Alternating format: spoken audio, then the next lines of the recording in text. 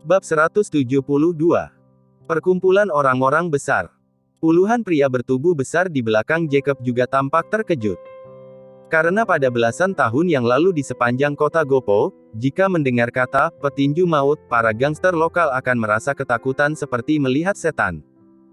Orang ini terkenal berhati busuk, keji tak berperasaan dan tenaganya menakutkan orang-orang. Pernah dalam arena pertinjuan, satu kepalan tinjunya menghancurkan dada raja petinju. Sebelumnya, seketika ia mengeluarkan jantung petinju itu, lumuran darah memenuhi wajahnya, seringai tawanya mengagetkan orang-orang di tempat.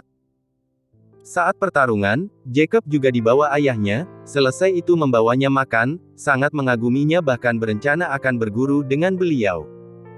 Tetapi entah karena apa, petinju maut ini tiba-tiba menghilang seakan ditelan bumi. Tak disangka sekarang ia muncul kembali. Paman Ali tertawa meremehkan, "Masih ingat aku? Sekian tahun tak pernah ada yang menyebut nama si tua ini lagi. Karena aku kenal ayahmu, aku peringatkan sekali lagi, segera panggilkan Nyonya Lin, kemudian patahkan lengannya sendiri, berlutut dan memohon pada Tuan Rocky. Dengan begitu mungkin Tuan Rocky masih akan mengampunimu." Rona wajah Jacob berubah ganas, sambil mengepulkan asap cerutu ia tertawa dingin dan berkata, "Ali, kamu pikir ini masih sama seperti puluhan tahun yang lalu ya? Apakah kamu masih punya kekuatan untuk menahan sakit seperti luka pada saat itu? Kamu yang sekarang hanya sampah busuk yang tak lama lagi menyatu dengan tanah, dan akulah penguasa jalan ini."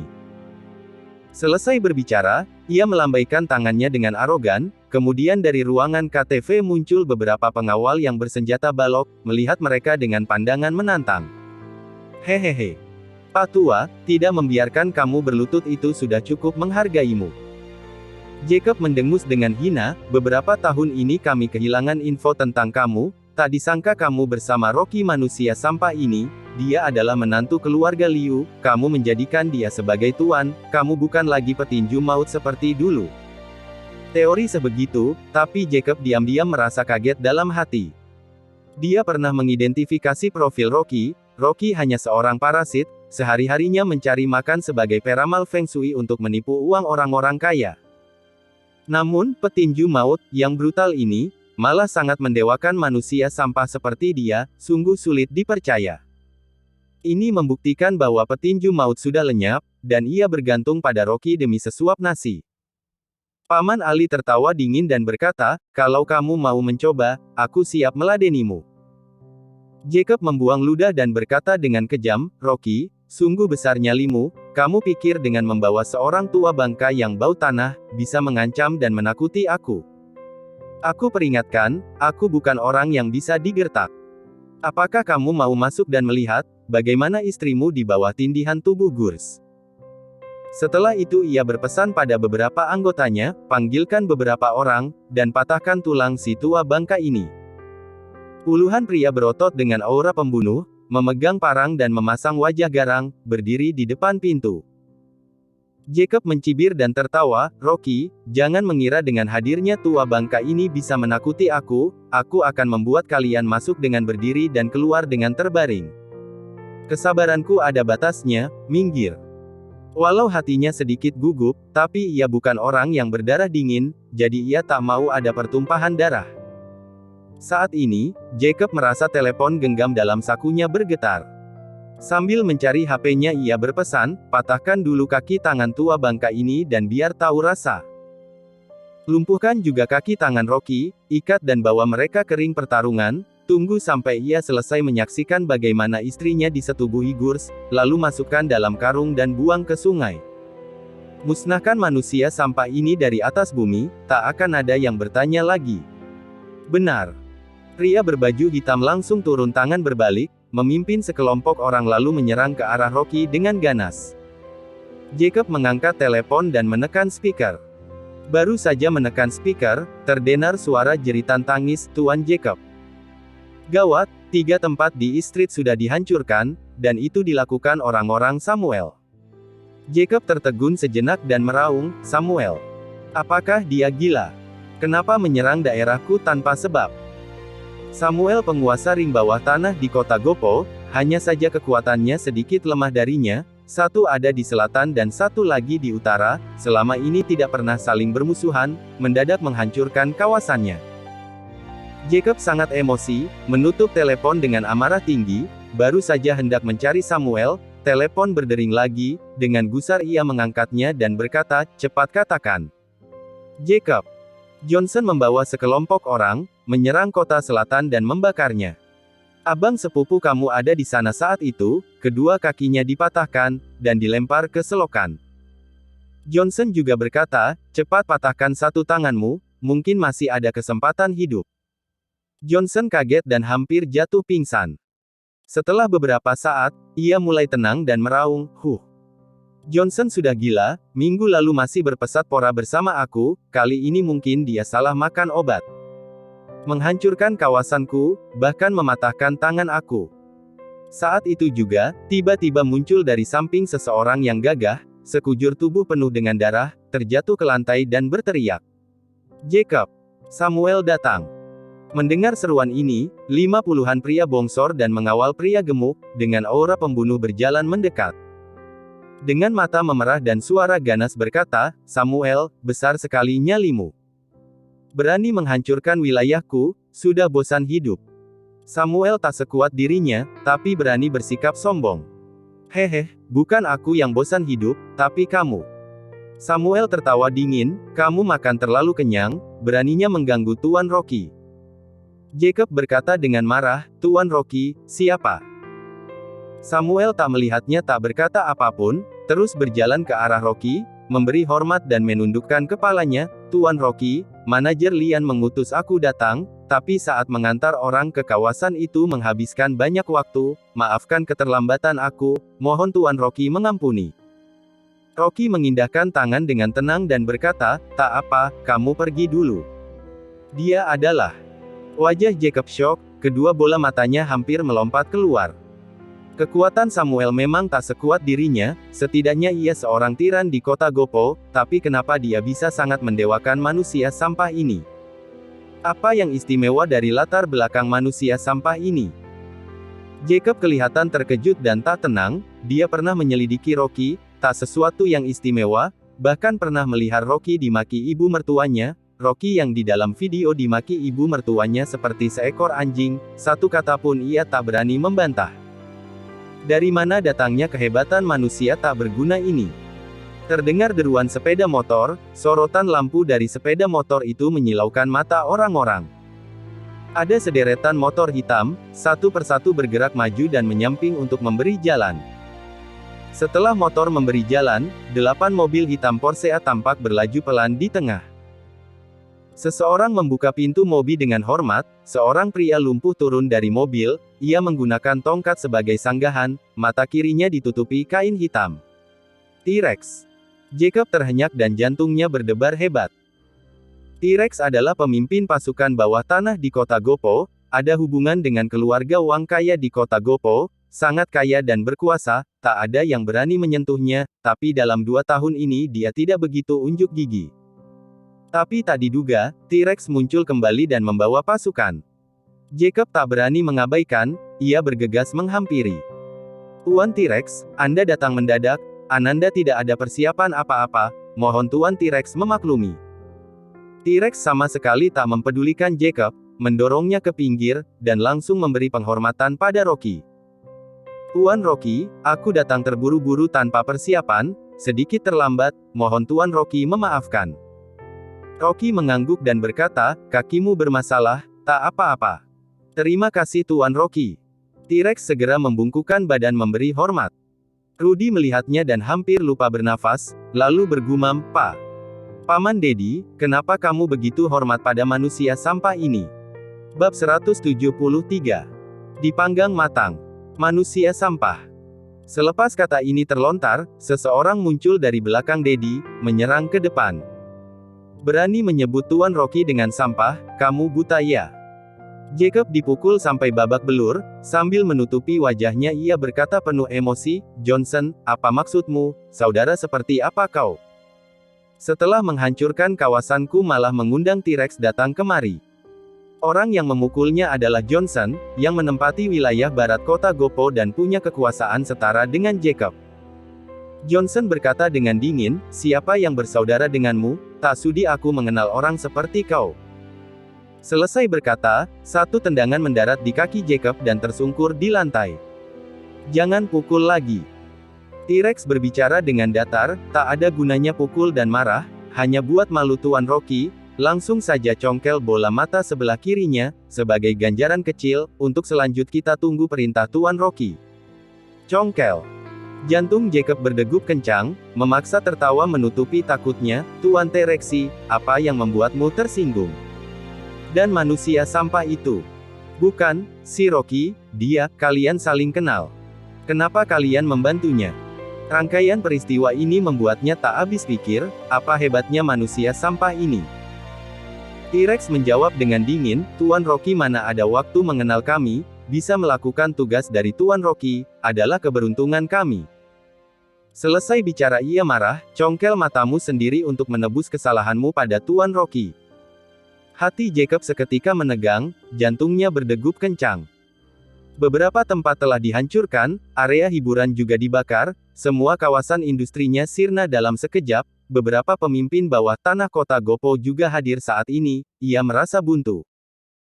Pada saat bersamaan, beberapa mobil berdatangan dan turunlah William, Lian, Yoga, Jinu, dan sejumlah orang-orang besar senior.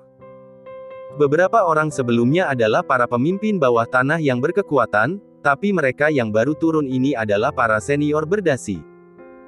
William berjalan di depan, sampai di hadapan Rocky, memohon maaf dengan hormat, Master Rocky, jalanan macet, sehingga aku datang terlambat, mohon Master Rocky memaafkan. Iya, termasuk tepat waktu. Rocky mengangguk hambar dan melambaikan tangannya, kamu minggir sejenak, aku urus masalah ini baru kita bicarakan. Jacob tampak ketakutan, mata kirinya terus berdenyut. Saat ini, para pemimpin bawah tanah dan para senior berdasi sedang berkumpul, ini tak pernah terjadi selama puluhan tahun. Dia menggertakkan gigi dan menegangkan kepala, melihat pada Rocky dan berkata, Rocky, tak disangka kamu sangat berkuasa, bisa mengundang orang-orang ini.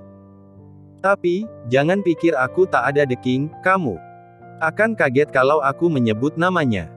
Jangan paksa aku, kalau sampai The King aku keluar, kalian akan mati. Aku tanya sekali lagi, minggir. Atau tidak? Rocky mengangkat tangannya, menatap dingin, tangannya siap menurunkan aba-aba perintah.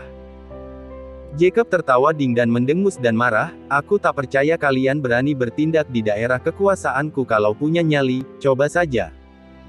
Rocky tersenyum dan mengangkat kepala menghadap langit, mendadak angin besar bertiup kencang, melambaikan pakaian birunya.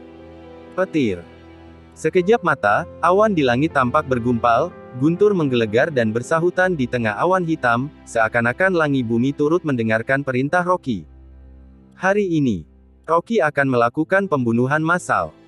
Satu persatu orang dari kerumunan mulai mendongakkan kepala, mereka terperangah. Yoga pernah melihat panggilan langit tapi sekarang dia masih merasa ngeri dan wajahnya pucat pasi, kalau bukan karena gengsi, ingin rasanya ia segera berbalik dan sembunyi di dalam mobil. Kenapa ada petir? Jacob mengangkat kepalanya dengan ketakutan, ia punya firasat buruk. Dia melihat ke arah Rocky, tertegun sejenak, peluh keringat dingin mengucur deras. Melihat medali hitam di tangan Rocky, telah menggentarkan langit bumi menurunkan petir, dia malah memainkannya sesuka hati seperti tak terjadi apa-apa. Ini manusia bukan? Jacob terkejut, jantungnya berdegup kencang. Pria berotot yang memakai baju hitam di belakangnya juga ternanap, tiba-tiba seseorang di tengah kerumunan menggila, berbalik dan pergi begitu saja. Dengan dingin Rocky berseru, angkat tangan. Sebuah kilatan guntur menebas dan merobohkan pria itu, jitu tidak meleset. Di atas tanah, hanya tersisa kumpulan abu berbentuk manusia. Keheningan yang mencekam. Segerombolan pria bertubuh kekar dengan pakaian hitam, melihat dengan nafas tertahan karena ketakutan, tak berani melarikan diri, sungguh mengerikan. Gubrak. Disergapi ketakutan yang luar biasa, beberapa orang kakinya lemas dan terduduk di lantai. T-Rex, Johnson, dan sekelompok gangster juga sangat terkejut sampai memucat, gemetar dan gugup, dalam hati berbisik, untunglah mereka bukan musuh Rocky, kalau tidak, siapa yang mampu menghadapi pertempuran sengit seperti ini? Jacob terpelongo menatap onggokan arang di atas tanah, seketika merasa pusing. Kali ini ia baru benar-benar mengerti, kenapa orang-orang itu begitu memuliakan Rocky. Dia sama sekali bukan manusia biasa. Tapi adalah dewanya. Apa lagi yang mau kamu katakan? Rocky angkat bicara sambil memainkan petirnya. Jacob ketakutan dan mendongakkan kepala, tergerubuk dan berlutut di lantai, menangis getir. Tuan Rocky, hamba tidak tahu diri. Mohon ampun, aku akan segera mengeluarkan Greg padamu, dan membelah mayatnya menjadi 5 bagian, untuk menyenangkan Tuan Ryoki. Terlambat. Wajah Rocky tak berekspresi, yang dia utamakan adalah Dewi. Siapa yang berani menyentuh Dewi? Harus mati. Nafas Jacob terengah-engah karena ketakutan, tak sempat meratapi penyesalan, andaikan waktu bisa diputar kembali, tanpa ragu ia akan mencincang Greg, sambil memegang kepalanya, dan berlutut mengemis maaf dari Rocky. Genangan air berwarna kuning, merembes keluar dari tubuh Jacob. Yoga mengernyitkan alis dan berkata dengan tenang, "Haya, ketakutan sampai ngompol. Cuma begitu aja sudah gemetar, masih membual ada deking." Jacob yang tadinya arogan, sekarang malah ketakutan sampai mengompol di depan sekelompok gangster. Jacob gemetar menelan ludah sekejap, ketakutan menyelimuti tubuhnya, ia kehilangan kendali untuk menahan kencing. Dia melirik Rocky dengan kecewa, tiba-tiba menggertakkan gigi dan meraung, "Rocky, kalau kamu berani menyentuh aku, orang-orang di belakangku tak akan pernah melepaskanmu." Hehe. Rocky berkata dengan dingin, "Baik, panggilkan sekarang, biar sekalian saya sambar pakai petir." Rocky gemetar, ia tahu dia tak akan melepaskan dirinya. Mendadak ia melihat seseorang di belakang Rocky, lalu berteriak, "Greg, kenapa kamu keluar?" Semua orang refleks berbalik dan melihat, hanya Rocky yang tak bergeming. Kesempatan.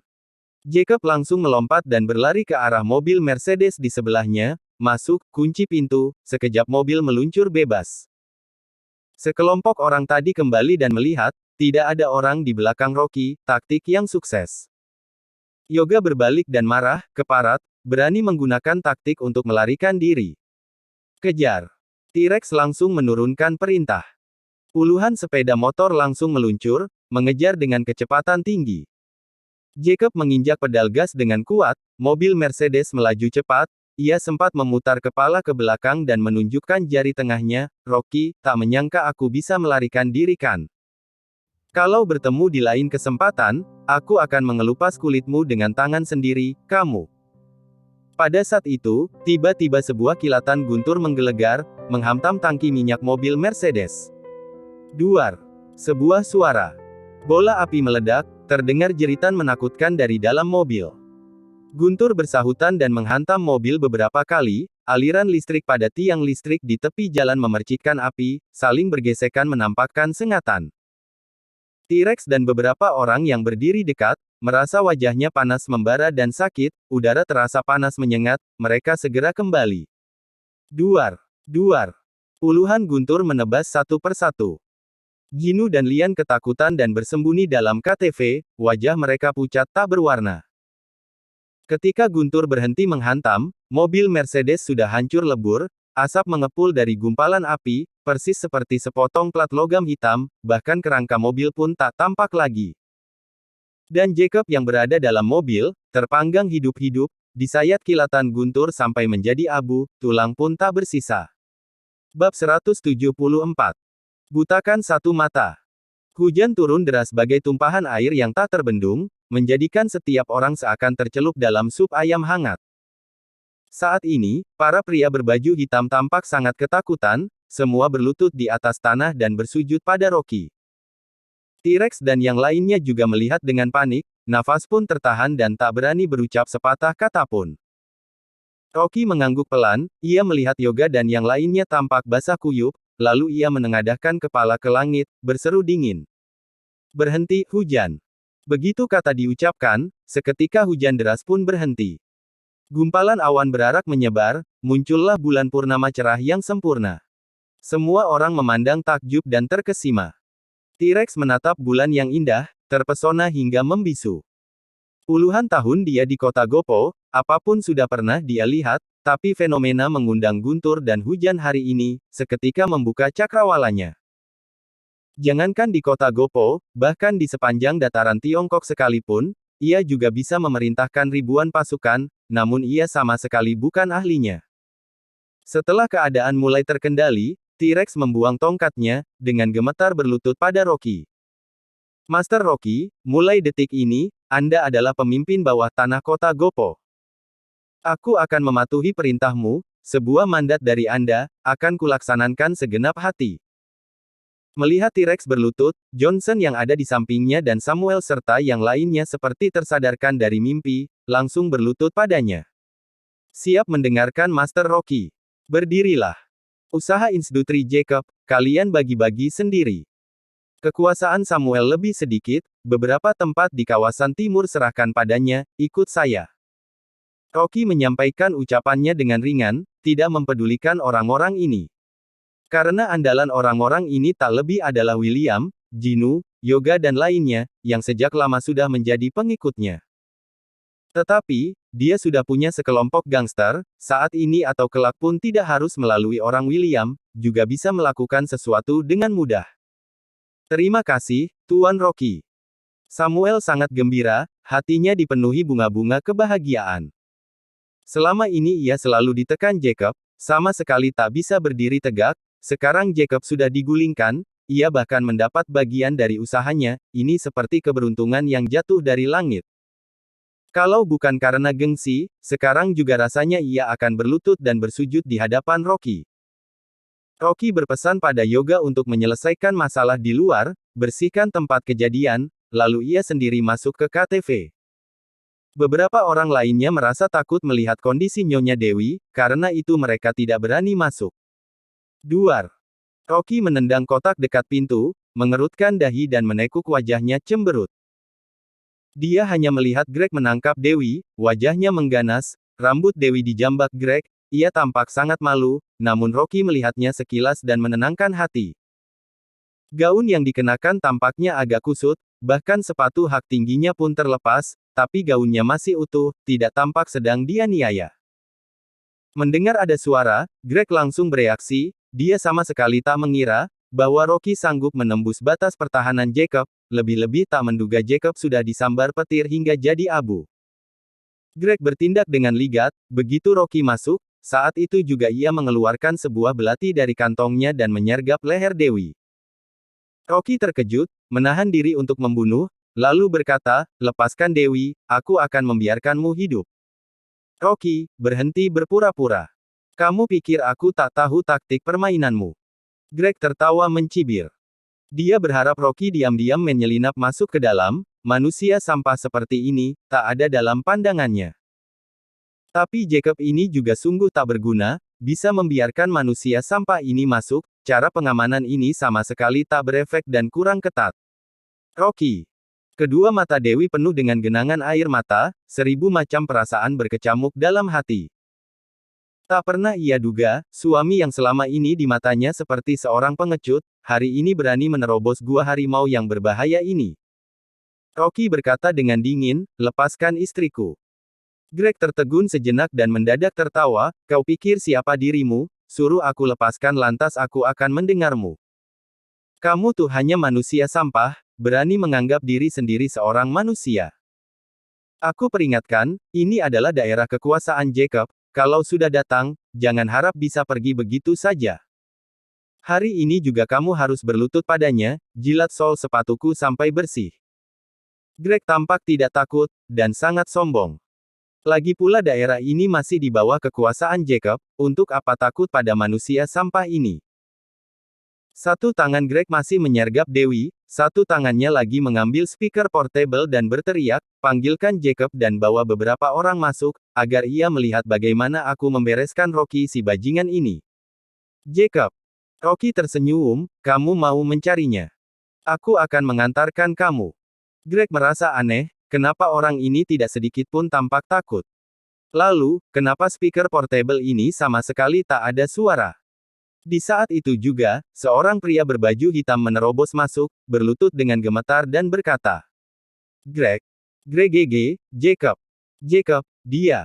Greg bertanya tak sabaran, ada apa? Cepat katana, apa yang kamu takutkan?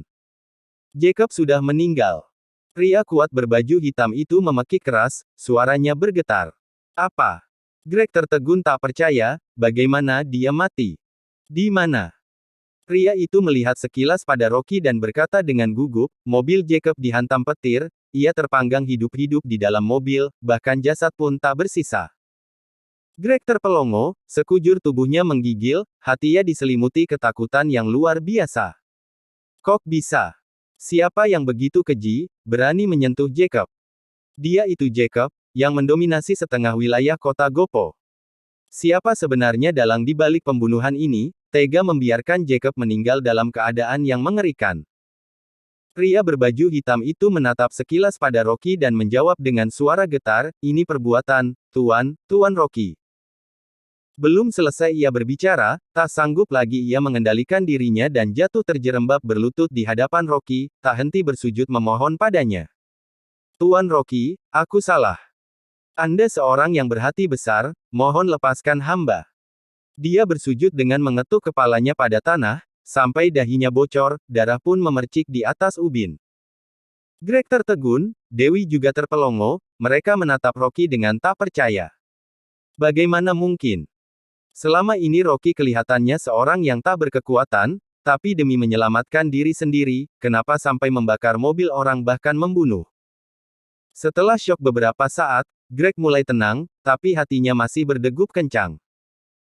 Sambaran petir seperti apa? Jangan-jangan pria berbaju hitam ini sudah gila karena ketakutan. Petir adalah fenomena alam, apa mungkin bisa dikendalikan oleh kekuatan manusia?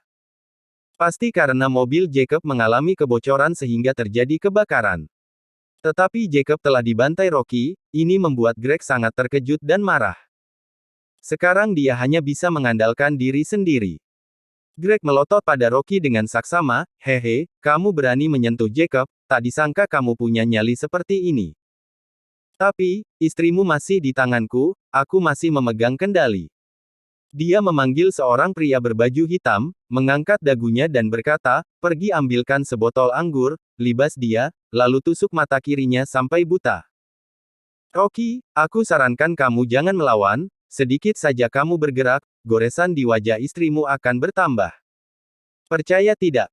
Dewi sangat ketakutan dan berteriak histeris, Rocky, cepat pergi, tak usah pedulikan aku. Asalkan aku tidak bergerak, kamu akan melepaskan Dewi, benarkah itu? Rocky bertanya dengan dingin. Greg tertawa menggila, tentu. Sekujur tubuh Dewi gemetaran, tak tahan dan berteriak, Rocky, jangan percaya, Greg seorang penjahat. Hanya membutakan satu mata, aku masih punya satu mata lagi, tidak apa-apa.